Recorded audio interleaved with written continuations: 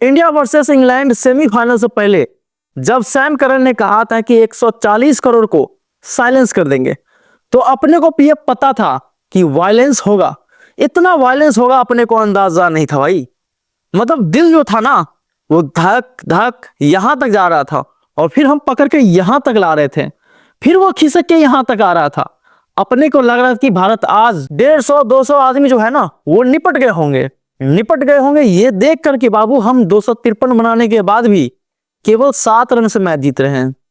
मतलब इस मैच में आखिरी के कुछ ओवरों में तो एंडलेस मोमेंट था, जहां ये लग रहा था कि ये मैच चला गया। लेकिन फिर जब सारी उम्मीदें नाकाम हो जाती है, तब आपके सामने जस्सी पाजी आते हैं। और आज 140 करोड़ भारतीयों के तरफ से जसप्रीत बुमराह को कोटि कोटि नमन है, क्योंकि आज आपकी वजह से हम सुकून से सो पाएंगे, आपकी वजह से हम फाइनल खेल पाएंगे।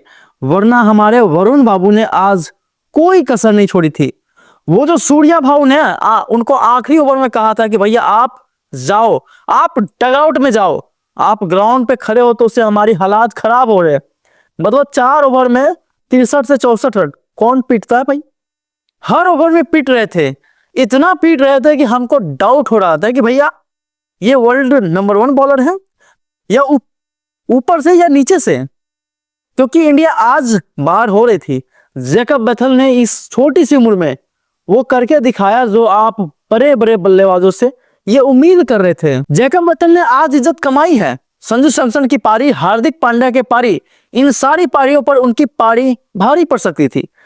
वो तो थैंक्स टू हमारे हार्दिक भाऊ का, बैट से भी और बॉल से भी और साथ में फील्डिंग से भी। जब जब मैटर बड़ा होता था हार्दिक बाबू खड़ा होते थे। वो जो हार्दिक पांड्या ने ओवर डाला, आई थिंक वो एक बहुत इंपैक्टफुल ओवर था, क्योंकि अगर आखिरी ओवर में 30 की जगह 20 से 22 रन चाहिए तो हमारे दुबे जी ने जो काम करके दिया था ना, मतलब ये मैं मान के बैठा था कि एनीथिंग लेस देन 25 रन अगर लास्ट ओवर में रहता तो इंडिया बाहर हो जाता। क्योंकि बापू को मैंने धोनी के सामने 24 रन खाते देखा था, और दुबे जी ने जो पिछले मैच में जो 9 बॉल फेंकी थी ना, उसके बाद आधे टाइम मेरी टेंशन ये थी कि 5 हो सकता है तो 1-2 बॉल बच जाए। लेकिन टेंशन इस बात का है कि अगर दुबे जी 9 बॉल फेंकी तो फ्री हिट मिलेगी, और जो 9 बॉल पे जाएगा उसका हिसाब किताब कौन रखेगा। लेकिन थैंक्स टू हार्दिक पांड्या, वो पहली बॉल पर जो बाउंड्री से थ्रो किया और जैकब बैथल का जो रन आउट हुआ, तो 140 करोड़ भारतीय का हार्दिक बाबू आपके चरणों में कोटि कोटि नमन। मतलब आप मोहब्बत में रेगिस्तान में दूध की नदियां बहा रहे हो, आप समुंदर को पानी में सोख रहे हो, आप बैटिंग में चल रहे हो, बॉलिंग में चल रहे हो, फील्डिंग में चल रहे हो, आप चलते रहो, एक मैच में चल रहे हो और चल जाओ। क्योंकि इंडिया जो नहीं चल रहे हैं ना, वो कतई नहीं चल रहे हैं। आज भी अभिषेक शर्मा कोई कसर नहीं छोड़ी इंडिया की बेइज्जती करवाने में। सूर्या बाबू अपनी बैटिंग करना भूल चुके हैं और गेंदबाजी में आज हम पूरी तरह एक्सपोज हुए हैं। आज के मैच में हमें यह रियलाइज हुआ है कि इस गेंदबाजी यूनिट के साथ आप विश्व कप कतई नहीं जीत सकते हैं। क्योंकि आप 253 रन बनाने के बाद भी अगर आप 7 रन से मैच जीतते हो, तो फिर ये जीत पर मतलब सवाल तो होंगे ना। मतलब I don't like violence but violence like me, but I don't do violence. यार इतना वायलेंस नहीं मांगते अपने को। 253 के बदले 246, इंडिया के भी 7 विकेट, उनके भी 7 विकेट। और ये तब था जब हार्दिक ने शुरू में विकेट निकाला, बुमराह ने शुरू में विकेट निकाला, बापू ने निकाला। अरे बापू आपके चरण कहाँ है, बापू को भी कोटि कोटि नमन। मतलब मेरे को ऐसा लगता है कि अंग्रेज के सामने जब जब देश मुश्किल में आता है तब तब बापू अपने को बचाता है। हाँ, बापू पहले भी 1947 में और बापू आज भी है 2026 में। आज का मैच भी बापू के नाम था। मतलब वो जो कैच उन्होंने पकड़ा, चाहे वो बोल्ड मारना हो या फिर वो जो कैच था विल जैक्स का, जो बाउंड्री के अंदर कूदते गिरते फिरते फिर धीरे से उठा के दे दिया और दुबे जी ने लपक लिया। अगर वहां वो कैच नहीं पकड़ा जाता तो इंडिया का मैच वहीं खत्म हो गया था। बापू रक्षक है हमारे देश की तरफ से, आपको कोटि कोटि नमन है, क्योंकि बापू आपने आज फिर अंग्रेजों के सामने हिंदुस्तान की इज्जत बचाई है। क्योंकि हमारे गेंदबाजों ने कोई कोर कसर नहीं छोड़ी थी।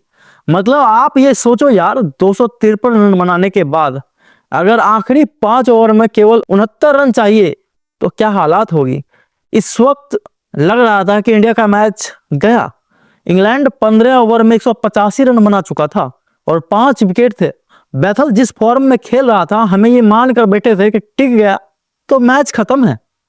लेकिन जब 5 ओवर में 69 रन चाहिए तब वो आते हैं भरोसा लेकर, जसप्रीत बुमराह। मतलब मोहम्मद सिराज ने जो कहा था, we only believe in Jassi भाई, आज सच में वही लगा। क्योंकि जस्सी भाई जैसा कोई नहीं है।